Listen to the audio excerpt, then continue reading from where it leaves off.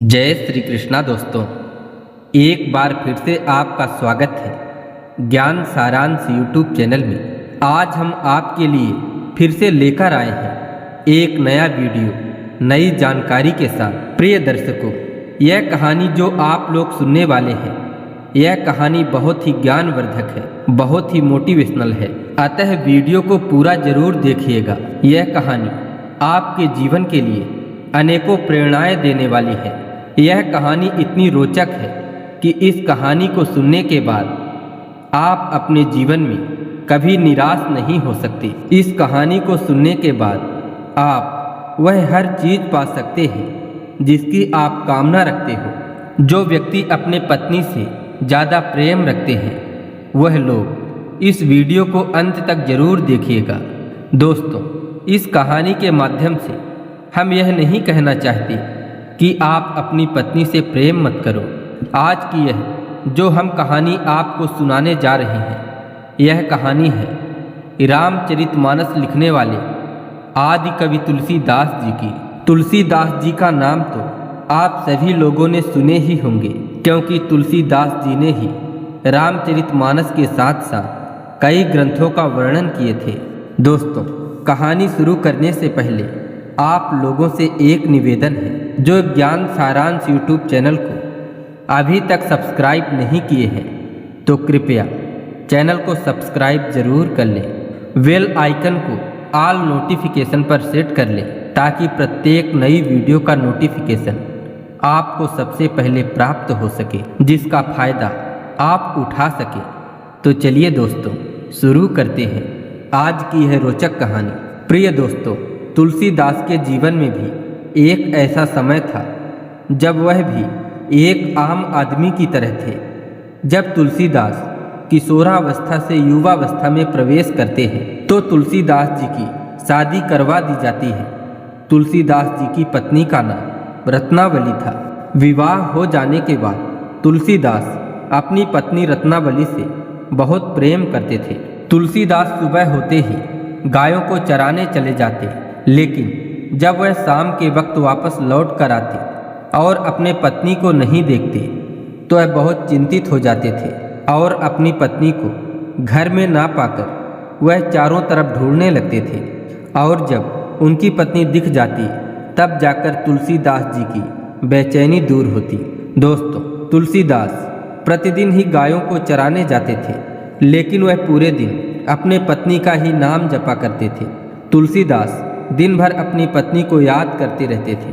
तुलसीदास जी अब रोज ही सुबह से शाम तक गायों को चराते और शाम को गायों को घर पर लेकर आते। एक दिन तुलसीदास की पत्नी रत्नावली तुलसीदास जी से कहती है कि हे स्वामी, तीजा का त्योहार आ रहा है, गांवों में झूले भी पड़ने लगे हैं। गांव में सभी महिलाओं के भाई उन्हें बुलाने के लिए भी आ गए हैं, अतः अब हमें भी अपने मायके जाना चाहिए। यह सुनकर तुलसीदास अपने पत्नी रत्नावली से कहते हैं कि हे प्रिय, यदि तुम हमसे दूर चली जाओगी तो मैं कैसे रहूँगा? तुम्हारे बिना मुझे कुछ भी अच्छा नहीं लगता और अब मैं तुम्हारे बिना एक पल भी नहीं रह सकता। अपने पति अर्थात तुलसीदास जी की बातों को सुनकर रत्नावली कहती है कि हे स्वामी, कुछ ही दिनों की तो बात है, मैं कुछ ही दिनों के बाद वापस आ जाऊंगी। आप बिल्कुल भी चिंता ना करें। आप प्रतिदिन की तरह हंसी खुशी गायों को चराना और रात को समय से भोजन करके आराम से सो जाना।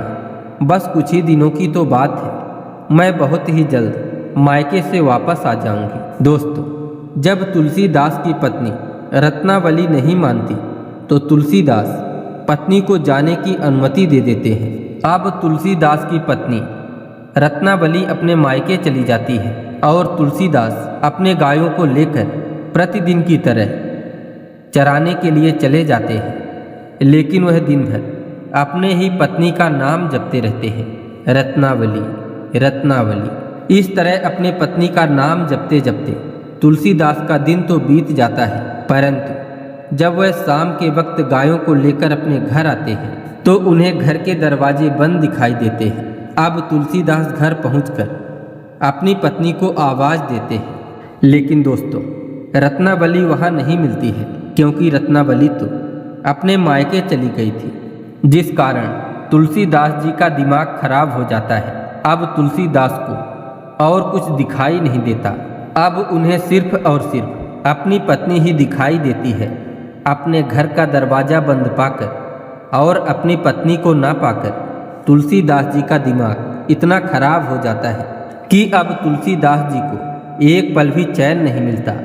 फिर भी वह किसी तरह अपने घर के दरवाजे को खोलते हैं और अपने घर के अंदर प्रवेश करते हैं, परंतु उस समय तुलसीदास को अपने घर में कुछ भी नजर नहीं आता है। तुलसीदास जी को तो केवल उनकी घरवाली ही नजर आती है। अब तुलसीदास एक चारपाई पर आराम करने लगते हैं, परंतु उन्हें नींद नहीं आती है, क्योंकि उनके ख्वाबों में केवल उनकी घरवाली रत्नावली ही चल रही होती है। अब तुलसीदास के आंखों की नींद उड़ चुकी थी और उनको अब घर खाने के लिए दौड़ने लगता है। तुलसीदास को ऐसा महसूस हो रहा था कि जैसे उनको ये घर खा जाएगा। उसी समय जोरों की बारिश शुरू हो जाती है। बारिश भी इतनी तेज थी कि चारों तरफ पानी ही पानी हो जाता है।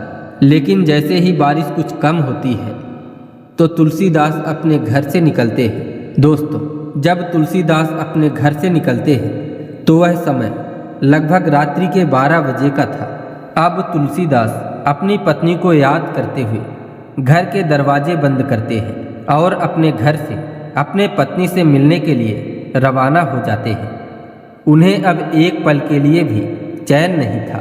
उनके मन में चल रहा था कि जितनी जल्दी हो सके अपने पत्नी से मिलूं। धीरे धीरे बारिश भी हो रही थी, परंतु तुलसीदास नंगे ही पैर अपने पत्नी से मिलने के लिए 12 बजे रात रवाना हो जाते हैं। बारिश के वजह से रास्ते भी बराबर दिखाई नहीं दे रहे थे। जो रास्ते दिख भी रहे थे तो उस रास्ते में कीचड़ भरा हुआ था।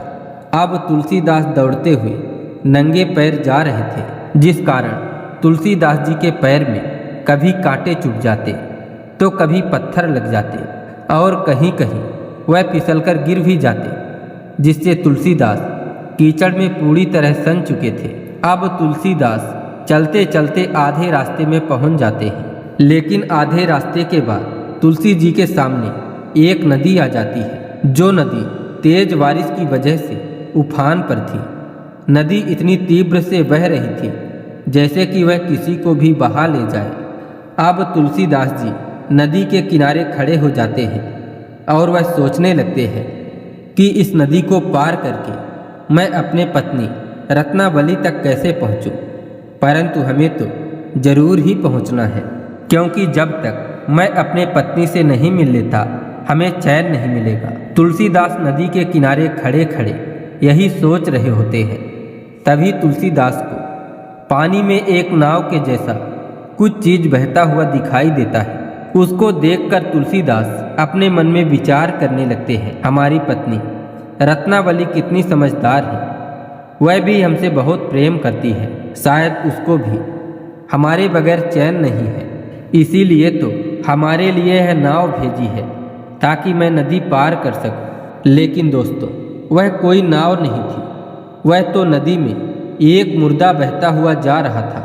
अब तुलसीदास उस मुर्दे को ही नाव समझकर उस पर सवार हो जाते हैं और उस पानी के बहाव से मुर्दे के सहारे तुलसीदास धीरे धीरे नदी को पार कर लेते हैं। तब भी वह अपने मुख से सिर्फ और सिर्फ अपनी पत्नी का नाम जपते रहते हैं। दोस्तों, आधी रात हो चुकी थी। तुलसीदास किसी तरह अपनी ससुराल पहुंच जाते हैं। जब तुलसीदास अपने ससुराल पहुंचते हैं तो वह देखते हैं कि मकान के सारे दरवाजे बंद हैं। तुलसीदास को अंदर जाने का कोई रास्ता नजर नहीं आता। तब तुलसीदास मकान के पीछे जाते हैं तो तुलसीदास देखते हैं कि जिस कमरे में तुलसीदास की पत्नी रत्नावली सो रही थी, उस कमरे में एक दीपक जल रहा था। दीपक को देखकर तुलसीदास बहुत प्रसन्न हो जाते हैं।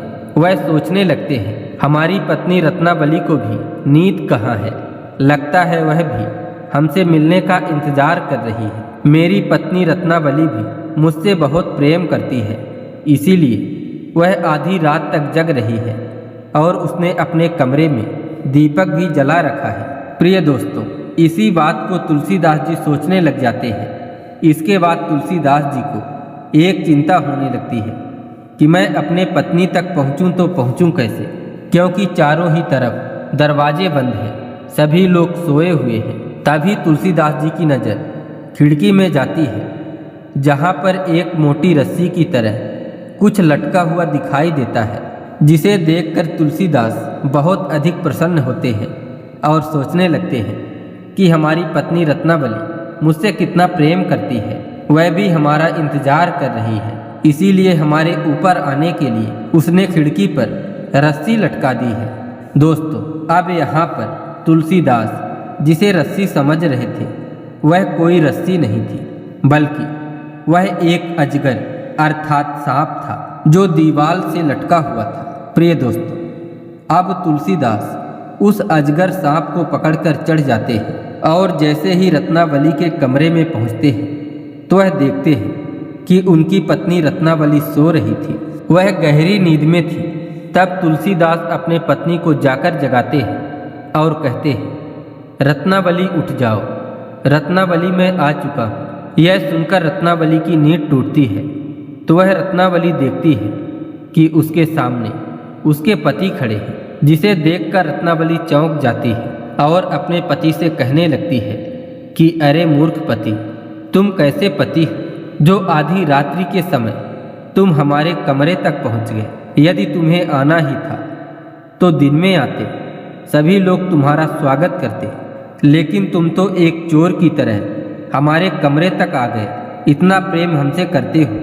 तभी तुलसीदास अपने पत्नी रत्नावली से कहते हैं कि हे रत्नावली, तुम भी हमसे बहुत प्रेम करती हो, तभी तो तुमने अपने कमरे में दीपक जला रखा था और हमें आने के लिए नदी में नाव भी भेजी थी और तुम्हारी हवेली के दरवाजे बंद थे तो तुमने हमें आने के लिए रस्सी लटका दी। तुम भी तो हमसे बहुत प्रेम करती हो। अपने पति तुलसीदास की इतनी बात सुनने के बाद रत्नावली और अधिक चौंक जाती है और वह कहने लगती है, मैंने तुम्हारे लिए कोई नाव नहीं भेजी थी और ना ही मैंने कोई रस्सी लटकाया था। यह सुनकर तुलसीदास अपनी पत्नी से कहते हैं कि यह देखो, अभी भी रस्सा लटका हुआ है। तब तुलसीदास की पत्नी रत्नावली जब उसे देखती है तो वह क्या देखती है कि वह रस्सी नहीं बल्कि एक काला सांप था, जिसे पकड़कर तुलसीदास अपने पत्नी के प्रेम में अंधे होकर ऊपर तक आ गए थे और जिसे पानी की नाव समझकर नदी पार किए थे, वह भी नाव नहीं बल्कि एक मुर्दा था। यह देखकर तुलसीदास की पत्नी तुलसीदास से कहती है, अरे मूर्ख, इतना प्रेम तुम हमसे करते हो कि एक मुर्दा को नाव समझकर नदी पार कर ली और सांप को रस्सी समझकर ऊपर तक आ गए। तुम हमारे प्रेम में इतने अंधे हो गए हो, इतना पागल हो गए हो कि यही प्रेम तुम अगर ईश्वर से करते तो तुम्हारी मुक्ति हो जाती, तुम्हारे जन्म लेने का उद्देश्य सार्थक हो जाता। यदि आप इतनी प्रेम ईश्वर से करते। तब तुलसीदास अपने पत्नी से कहते हैं कि हे रत्नावली, मैं तुमसे बहुत प्रेम करता हूँ और अब हमें तुम्हारे अलावा कुछ और दिखाई नहीं देता। तुलसीदास की इन बातों को सुनकर रत्नावली अपने पति तुलसीदास से कहती है कि यदि तुमने इतना प्रेम ईश्वर से किया होता तो तुम्हारा जीवन सार्थक हो जाता और साथ ही साथ हमारा जीवन भी सार्थक हो जाता। यदि तुम्हारे अंदर थोड़ी सी भी शर्म है तो इसी समय इस महल से निकल जाओ और जाकर भगवान की भक्ति करो। हमारे पास ऐसा कुछ भी नहीं है। हमारा यह पंच तत्वों का शरीर है जो एक दिन समाप्त हो जाएगा और तुम इसी के पीछे पागल बने फिरते हो। तुम इस पागलपन को छोड़ो और अभी के अभी इस घर से बाहर हो जाओ। यदि तुम्हारे अंदर थोड़ी सी भी शर्म लज्जा है और अपने आप को पुरुष समझते हो तो हमसे इसी वक्त से प्रेम करना छोड़ दो। जितना प्रेम हमसे करते हो उसमें अगर थोड़ा सा भी प्रेम ईश्वर को करने लगो तो तुम्हारी मुक्ति हो जाएगी। दोस्तों, जरा सोचिए कि तुलसीदास की पत्नी कैसी महिला होगी, वह कैसी स्त्री होगी जो अपने पति को इतना बड़ा ज्ञान दे। प्रिय दर्शकों, आज के ज़माने में जो स्त्रियां होती हैं, यदि उन स्त्रियों के साथ कोई ऐसा करता है तो वह पत्नी अपने आप को भाग्यशाली समझती है। वह स्त्री समझती है कि मैं बहुत भाग्यशाली हूँ जो हमें इतना प्रेम करने वाला पति मिला। मैं बहुत ही खुशनसीब हूँ जो हमें इतना ज़्यादा प्रेम करने वाला पति मिला। आज की महिलाएं ऐसा ही सोचती हैं। लेकिन दोस्तों सोचिए, रत्नावली कितनी भाग्यशाली होगी जिसने अपने पति को एक ऐसी प्रेरणा दी कि उसका पति तुलसी से तुलसीदास बन गया। वह अपने पत्नी से मोह त्याग करके भक्ति के मार्ग में लग गए। अपने पत्नी की इतनी बात सुनने के बाद तुलसीदास उसी समय अपने पत्नी के कमरे से रवाना हो जाते हैं। प्रिय दोस्तों, जो सच्चा इंसान होता है, जिसके हृदय में ऐसी ही चोट लगती है, और ऐसी ही चोट तब लगती है जब कोई व्यक्ति किसी से बहुत अधिक प्रेम करता है, जिससे कोई प्रेम करता हो, यदि वही दुत्कार कर भगा दे तो सीने में खंजर की तरह वह बात चुभ जाती है। ऐसा ही कुछ तुलसीदास जी के साथ हुआ था। तुलसीदास अपने पत्नी से बहुत ज़्यादा प्रेम किया करते थे। वह अपने पत्नी रत्नावली को दिल से चाहते थे। वह अपने प्राणों से भी ज़्यादा अपने पत्नी को चाहते थे। लेकिन प्रिय दोस्तों, जब रत्नावली अपने पति से ऐसा कहती है कि तुम्हारे अंदर थोड़ी सी भी लाज है, थोड़ी सी भी शर्म है, तो तुरंत इसी समय हमारे महल से निकल जाओ, और जितना प्रेम तुम हमसे करते हो उसमें से अगर थोड़ा सा भी प्रेम ईश्वर से किए होते तो तुम्हारी निश्चित ही मुक्ति हो जाती। प्रिय दोस्तों, अपने पत्नी की बात सुनकर तुलसीदास जी के सीने में एक घाव जैसे हो जाता है। तब तुलसीदास उसी समय अपने पत्नी के महल को छोड़कर वहाँ से जाने लगते हैं, और तुलसीदास जंगलों में चले जाते हैं और जंगल में जाकर ईश्वर की भक्ति करने लगते हैं।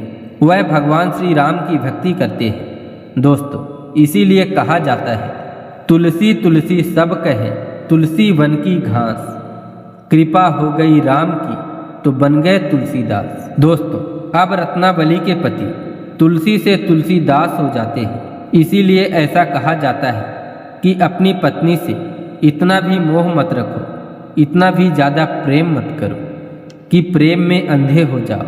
दोस्तों, तुलसीदास जी की प्रथम गुरु उनकी पत्नी रत्नावली थी, जिसने अपने पति को एक ऐसा मार्ग दिखाया, ऐसे भक्ति का मार्ग दिखाया, जिससे कि वह तुलसी से तुलसीदास हो गए। इसके बाद तुलसीदास जी ने एक ऐसे ग्रंथ की रचना की जो आज भी सभी के घरों में पढ़ी जाती है, जिसमें प्रमुख ग्रंथ है रामचरितमानस। दोस्तों, आज की यह कहानी यहीं समाप्त करते हैं।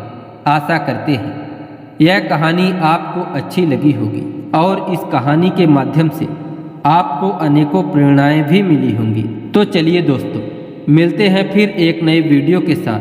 तब तक के लिए जय श्री कृष्णा, राधे राधे।